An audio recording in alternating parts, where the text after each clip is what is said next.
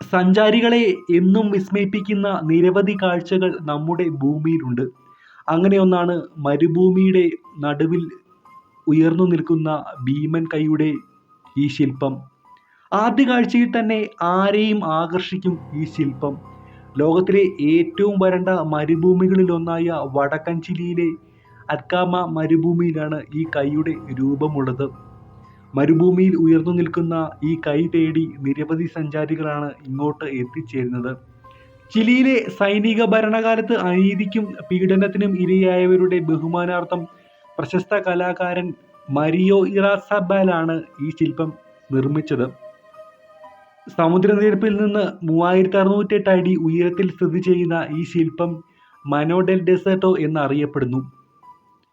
മറ്റേതൊരു കലാസൃഷ്ടിയും എന്ന പോലെ ഈ കൈയുടെ അർത്ഥം എന്താണ് എന്നതിനെ ചൊല്ലി നിരവധി അഭിപ്രായങ്ങളും വ്യാഖ്യാനങ്ങളുമുണ്ട്.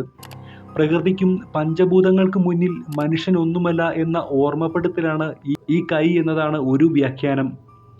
മനുഷ്യൻ എല്ലാം വെട്ടിപ്പിടിച്ചതിൻ്റെ പ്രതീകമാണ് ഇതെന്ന് മറ്റൊരു കൂട്ടർ പറയുന്നു. മനുഷ്യൻ്റെ ദുർബലതയും നിസ്സഹായതയുടെയും ചിത്രീകരണമാണ് ഇതെന്ന് വേറെ ചിലർ അഭിപ്രായപ്പെടുന്നു. ഒരു പതിറ്റാണ്ട് മുമ്പ് ഉറുഗ്വേയിൽ ഒരു ശില്പി നിർമ്മിച്ച ഒരു കൈയുടെ തുടർച്ചയാണ് മരുഭൂമിയിൽ സ്ഥാപിച്ച ഈ ഇടത് കൈ ശില്പം. ആന്റിയോഫഗസ്റ്റയിൽ നിന്ന് 1200 മൈൽ കിഴക്കായി അറ്റ്ലാന്റിക് തീരദേശ റിസോർട്ടായ പൂന്ത ഡെൽ എസ്റ്റയിലെ ബീച്ചിലെ മണലിൽ നിന്ന് ഈ ശില്പത്തിൻ്റെ 4 കോൺക്രീറ്റ് വിരലുകളും തള്ളവിരലും ഉയർന്നു നിൽക്കുന്നത് കാണാൻ സാധിക്കും. ഈ ശില്പത്തെ ജീവിതത്തിലേക്ക് ഉയരുന്ന മനുഷ്യൻ എന്നായിരുന്നു ഇറാസാബാൽ വിളിച്ചത്.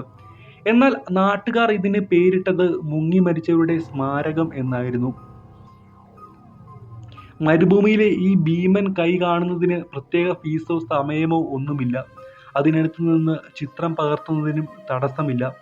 എന്നാൽ ശില്പത്തിൽ കയറാൻ അനുവാദമില്ല. ഇരുമ്പിൻ്റെയും സിമന്റിൻ്റെയും അടിത്തറയുള്ള ഈ ശില്പത്തിന് 11 മീറ്റർ ഉയരമുണ്ട്.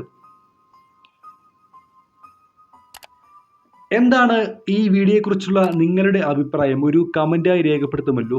ഈ വീഡിയോ ഇഷ്ടമായെങ്കിൽ തീർച്ചയായും ലൈക്ക് ചെയ്യുമല്ലോ. ഇത്തരം വീഡിയോസ് നിങ്ങളുടെ മൊബൈലിൽ നോട്ടിഫിക്കേഷനായി ലഭിക്കുവാൻ ഈ ചാനൽ സബ്സ്ക്രൈബ് ചെയ്യുമല്ലോ.